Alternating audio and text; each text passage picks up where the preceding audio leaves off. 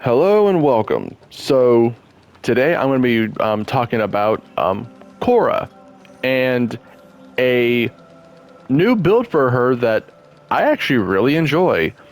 One of the problems that I've had with Khora ever since her release is that I haven't really ever found a build that I just like or can use in just like mission to mission combat because I just don't really care for having to shield gate every 5 seconds. Not that Khora is bad or anything. She's one of the top meta frames in this game for a reason. She does a lot, but I've just never found a everyman build, I guess, kind of. Well, I was perusing those couple of weeks that I was sick, and I found a video from Unified Codex, and that video was about a tank Khora.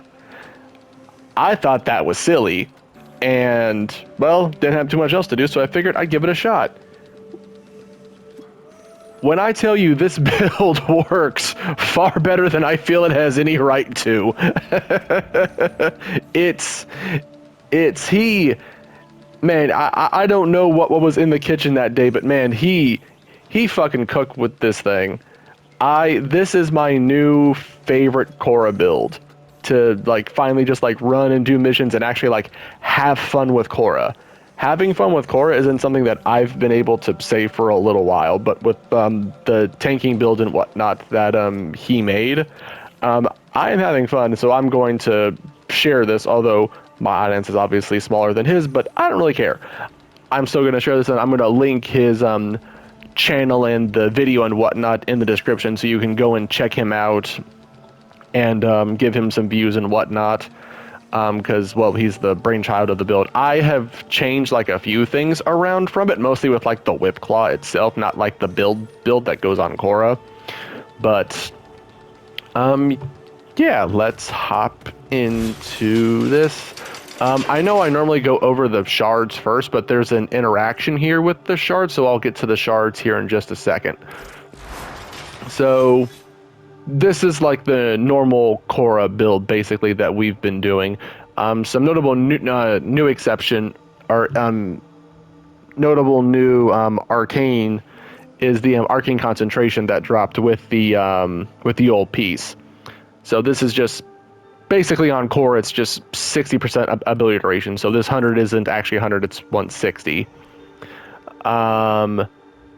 And then we still just max range. We don't care about power strain. So we've got the, flow equilibrium for the energy and energy economy.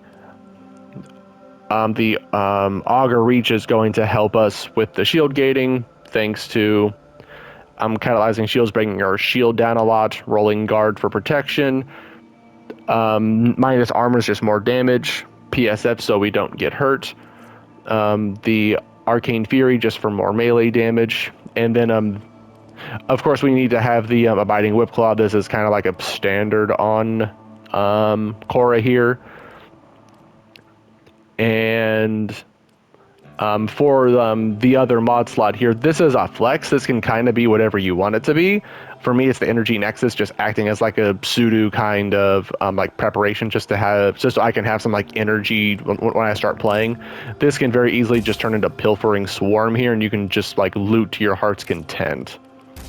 But yeah, the way that the augment kind of here works and why we can dump power strength is that when enemies are grouped with the two and then you whack them all to death, that just builds and builds, and then that just goes into the strength of the whip claw. So that's why you can just dump it and not really have a negative power strength to really matter a whole lot.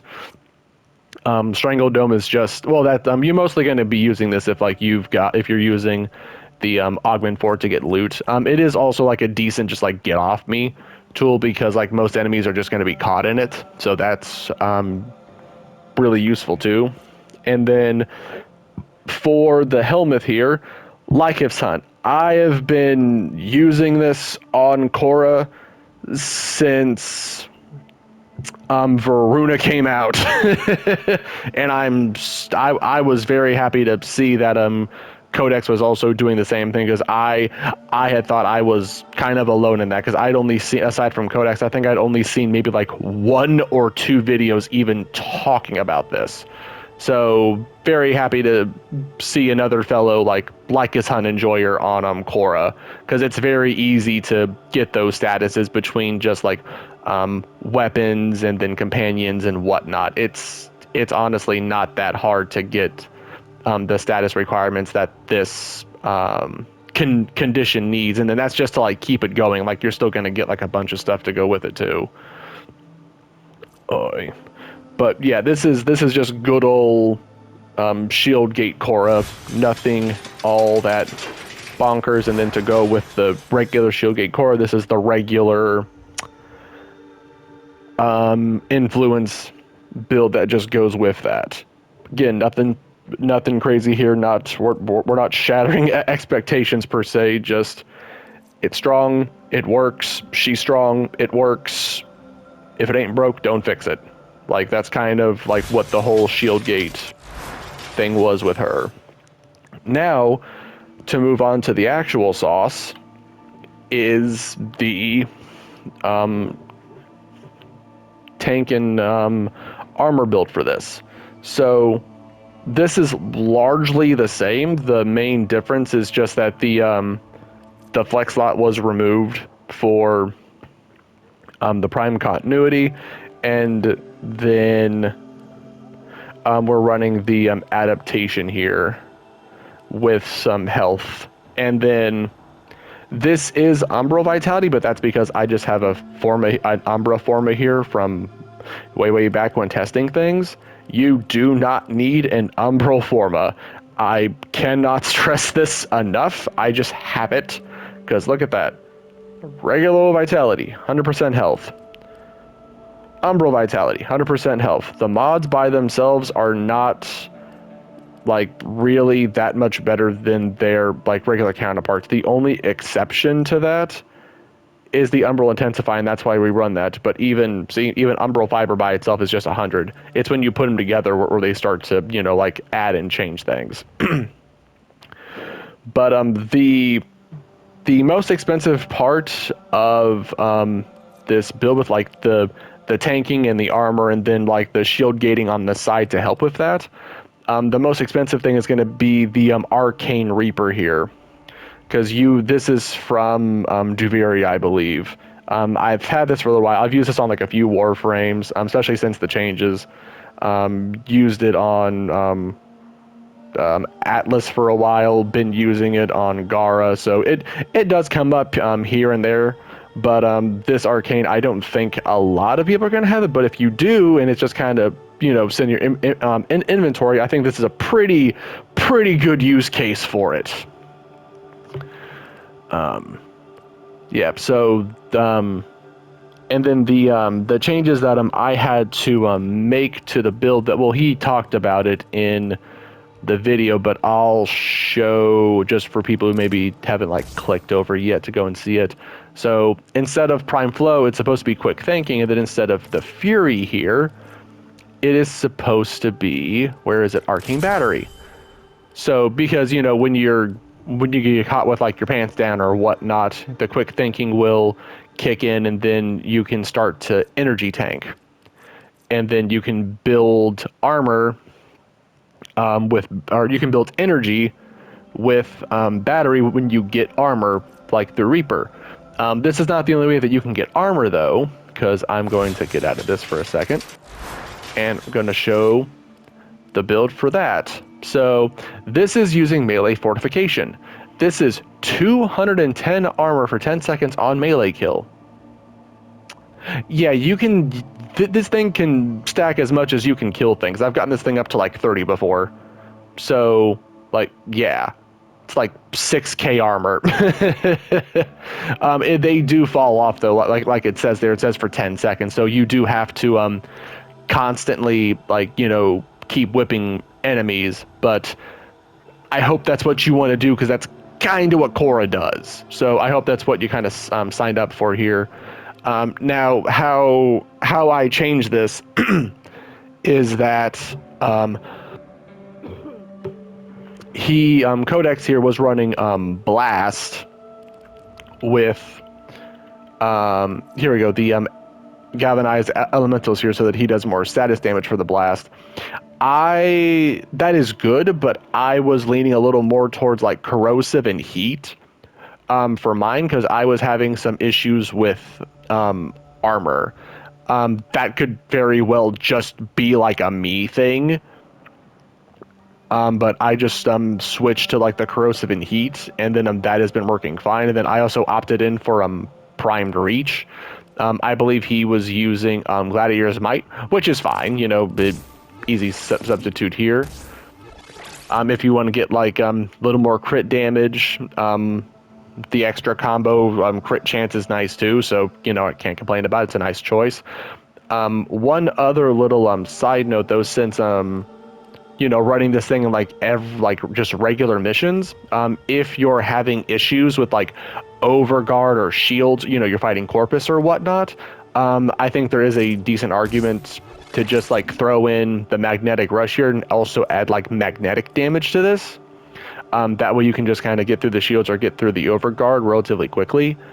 I have not had those issues, so I'm just going to keep running the extra range. But if you do run into those issues, and like shields or whatnot, or just, you know, a little tougher for you, I would just throw that in and that should fix that issue right up. All right, so now then why do we have to change the quick thinking and the battery? Well, when you know, all of that armor stacks up, this builds battery. With all that builds up, you're going to have 1300 energy.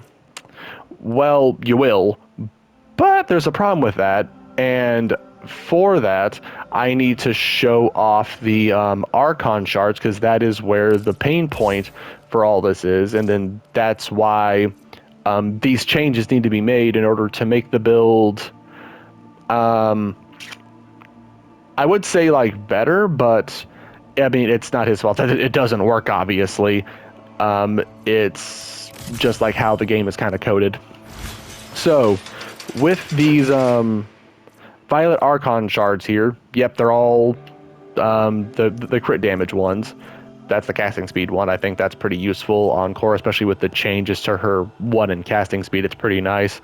But for the Violent Archon shards here, your energy needs to be at 500 or more. And how I think this is coded on the back end, because Codex also does talk about this as well, is that this is likely just a like static value that is determined when you load into a mission. So the game likely looks at your build, looks at your energy, and it likely just says greater, you know, equal to or greater than 500. Cool, these are on. Less than 500, they're off. And that value is not coded as being dynamic. So what that means is, once you load in the mission and the game determines if these are off or on, that's it. If they're off, they stay off. If they're on, they stay on. There's no, it just won't change. So that unfortunately means that you don't get like the extra tankiness from the energy, or the extra pool of energy to kind of like pull from as well because of battery. So that's why the swap was made for Primed Flow and then for Arcane Fury, to go ahead and like make the build as good as like we can make it. I did not make those like decisions or corrections. He does that in his video. Again, the video will be linked in the description if you want to see his video. The main adjustments that I made for myself are just like to the whip claw. So these are like, this is the big thing that I just went and changed. But yeah, I mean, this works.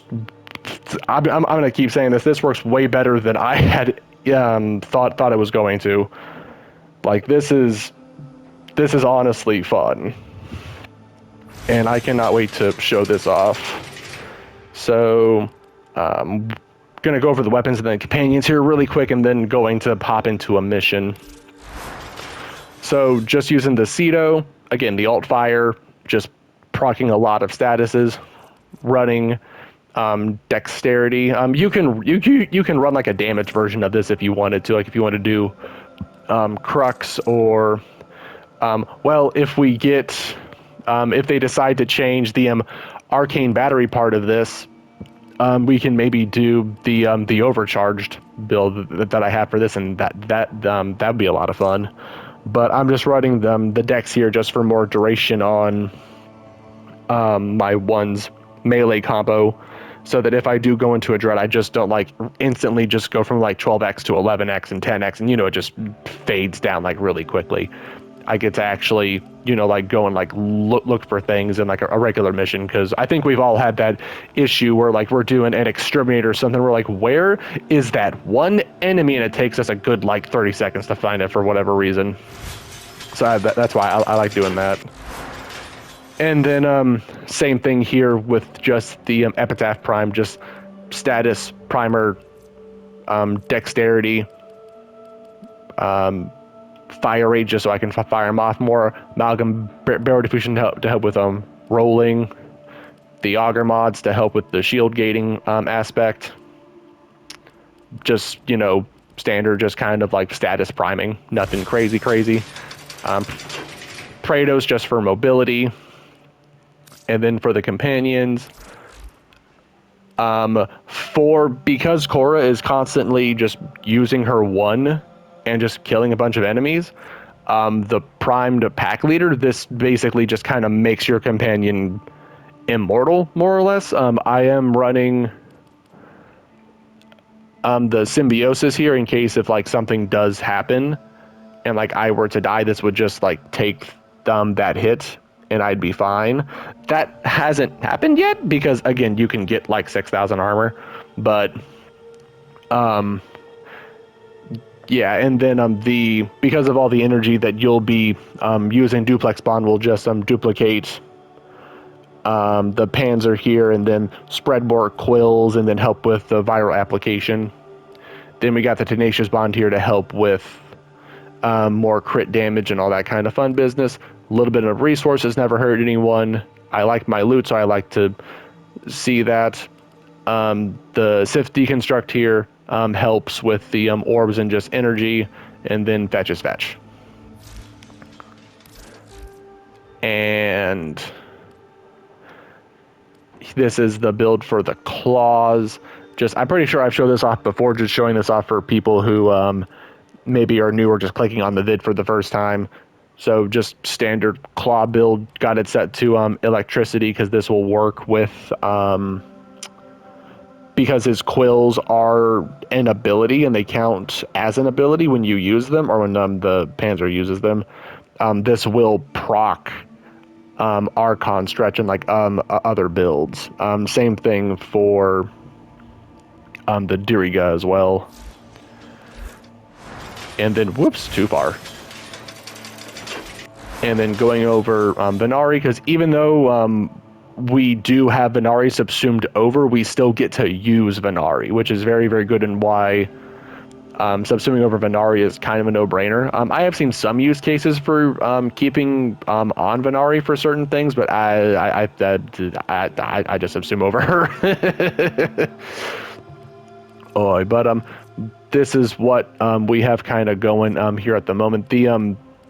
The linked redirection here is really good for applying the shields and whatnot from Venari, or well, to Venari, because otherwise you can look over here at this build, she doesn't have any, whereas with this she will get shields and then she can live a little bit longer.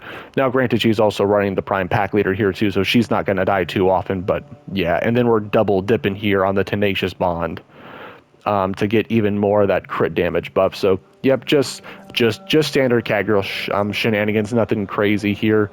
You can adjust and rearrange mods if you want to your heart's content. Big things here are just getting the extra tenacious bond in here, and then the two loot, the primed animal instincts do stack on top of each other, so having a big loot radar is kind of funny and cool.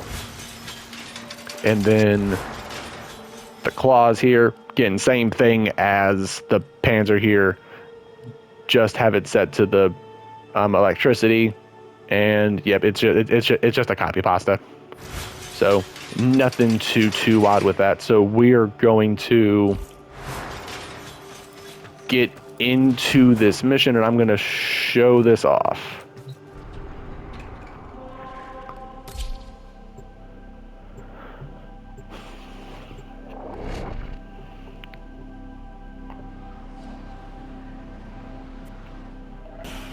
All right, here we go. More powerful than before. Only with true mastery of the Tenno arsenal will you succeed. Bunch of cats. They have just shut down all systems. I'm sending life support capsules your way. And there they go. My companions just killed him. I think they did. I have no energy. There we go. I just needed a kill. There we go. We're good now. Yay, having a little bit of armor.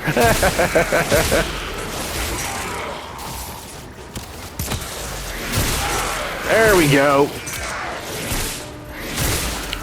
Now we can get going. As you can see, damage is not really a problem here. Yep. So normally when you're Khora and your shields break, you kind of start sweating a little bit. You know, you start spamming your, one even more. I just do 11 million. You just start spamming your one like even more as like a panic measure. But with this, because of all of the armor and like everything else that you have, you don't really have to worry about it, and it's just really nice. And then you can see, like up here, I'm going to pause it really quick. You can see it right. Where did it go? Oh, here it is. Here's fortification. So I have 26 kills stacked up with this. And then you can also see there's the tenacious bond. When this is doubled, this goes to 240. So that's showing you that this is all stacked up. And then this is the augment for the one giving me just the 350% like damage to it. So that's why, again, just showing like visually like why and how we can just dump things and not really matter too much. Yep, just whipping things. Yep, see, and then that was an Eximus that I mean, he didn't really bother me, but maybe, maybe you can't quite get like the primed like fever strike or whatnot to like get to the damage to just like kill these things. Then having that magnetic for shields and whatnot is just kind of nice. And then they're just spreading all the viral. I think I saw 13 million earlier. So yeah, fun fact, you do not need influence to just kill a bunch of enemies. I was getting shot, I didn't care. And there's that. I think I'll switch to the Cedo just to show this thing off. Here we go. Whip into shape. Do this. And there's that. That's what it a lot. Get ready for a capsule. See, and then I could just like whip through it without too much of an issue. It also works on the shield as well. I didn't really have an issue with shields. I ran a Corpus mission to test that out, and it was fine. But yeah, this is the build. This is tanking Khora, and it's kind of fun, and I really like it. It is wild that there's a Khora build that I'll die. Well, my companions are just killing things, so I don't get to kill them. I think that's why I didn't get energy before, because my companions killed them. Oy. The life of an in-game player sometimes. Die. There we go. Alright. And then something that's like really cool with Ensnare is that you can do that and then ensnare the acolytes so that they can't move or do their shenanigans. You can just kind of like hold them in place.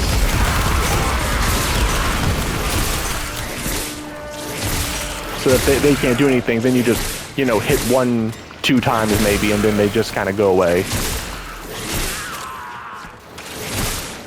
But yeah, this is the build. This is fun. Codex. Bro, you son of a bitch, I fucking love this build.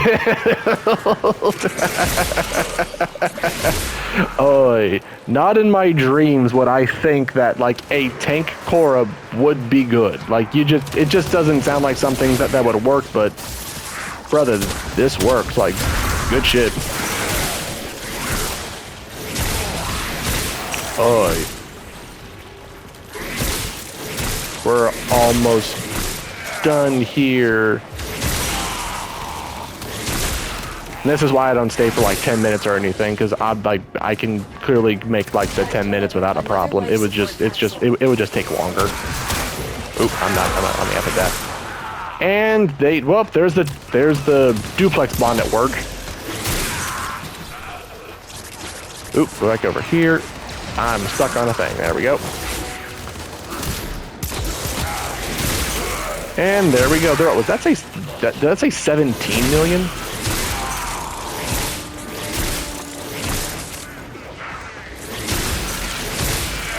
The raid is off to a successful And there we go. When you are ready, Not a problem go at to all. extraction. Didn't sweat one time, and we even ran into a few issues, but because we've got, you know, like armor and adaptation and a bunch of other stuff, we're fine. Like, we didn't care.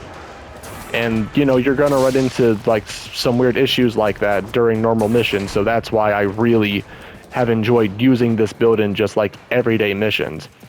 You can also use, like, ETAM and EDA as well, I would imagine. I haven't done that quite yet, but this shouldn't be a problem, because you can bring companions and stuff into those things. So you can stack all those up. The biggest thing would probably be to get something that can prime, but in these days, I don't think that's too big of an ask. They fought well. All right, that is the end of the video. If you stayed around this long, thanks for sticking around. Click on Codex's vids. I'm going to get those set up in the description. Thanks so much. Later.